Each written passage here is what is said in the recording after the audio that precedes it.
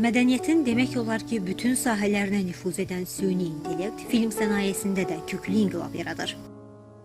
Bir vaxtlar aylarla davam edən, yüzlərlə insanın əməyinin tələb olunduğu istehsal prosesi bugün rəqəmsal alqoritmlər vasitəsilə daha sürətli, dəqiq və yaradıcı bir mərhələyə qədəm qoyur. Düzdür, hələ ki tam lazımi qədər inkişaf eləməyib. Bu generativ süni intellektdən söhbət gedir, yəni yaradıcı süni intellektdən. Ancaq müəyyən qədər işləri aradan qaldırmağa kömək edir. Yəni müəyyən problemləri aradan qaldırmağa kömək edir. Siz hər hansısa bir reklam filmi çəkimsinizsə, onun bir misal üçün orada bir partlama səhnəsi varsa, artıq onu nə 3D ilə, nə real eləməyə ehtiyacınız yoxdur. Süni intellektlə bu sizin 3 dəqiqənizi alır. Müasir kino artıq yalnız texnologiya və dekorasiya ilə qurulan dünya deyil. Süni intellektin gücü ilə formalaşan yeni vizual kainatdır. Üz dəyişdirmə alqoritmləri isə aktyor oyununu tamamilə yeni səviyyəyə daşıyaraq personajlara daha incə emosiyalar, daha təbii mimikalar bəxş edir. Əlbəttə ki, real aktyor hal-hazırda daha yaxşıdır. Ancaq belə görünür ki, artıq ona da necə ehtiyacı olmayacaq, 1 ilə, 2 ilə texnik sahələr aradan çıxacaq və çıxmalıdır. Mən aktyorluğu da biraz texnik sahə kimi görürəm. Yəni artıq fikir qalacaq, yəni fikir adamları qalacaq ortada.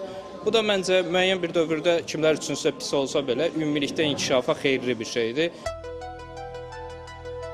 AI Az Qısa Filmlər Festivalı da süni intellektin kino istehsalının müxtəlif mərhələlərinə necə sirayət etdiyini araşdırır, həmçinin ssenaridən istehsaldan sonraki dövrə qədər onun həm yaradıcı, həm də texniki təsirlərini qiymətləndirir.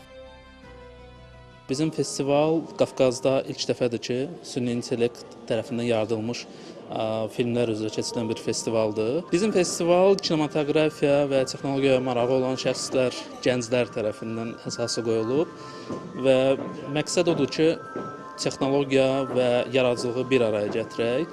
Bizdə məqsəd təkcə bu festivalla bitmir məsələ.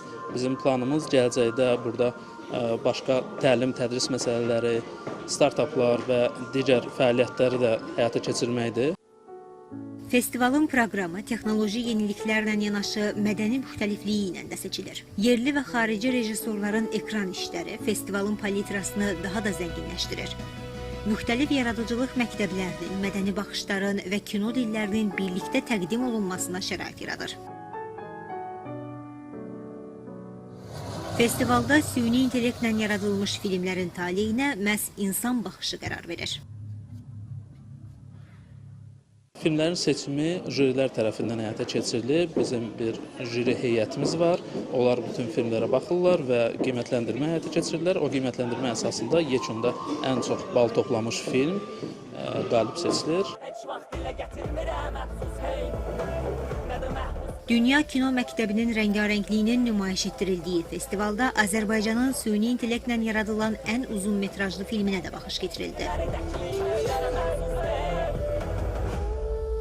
Məsələ qılınçda deyil, onu tutan biləkdədir. Amma bəzən biləkdə deyil, onu yönəldən... Rejissor Rəvan Muradovun imzasını daşıyan Xətaya adlı ekran əsəri Şah İsmailin atasının və qardaşlarının qətlə yetirilməsi ilə başlayan gərgin tarixi fonunu canlandırır, onun qisas ruhunda yetişdirildiyi illərə işıq tutur. Bütün Şeyx Heydər nəsli yox edildi, birindən başqa.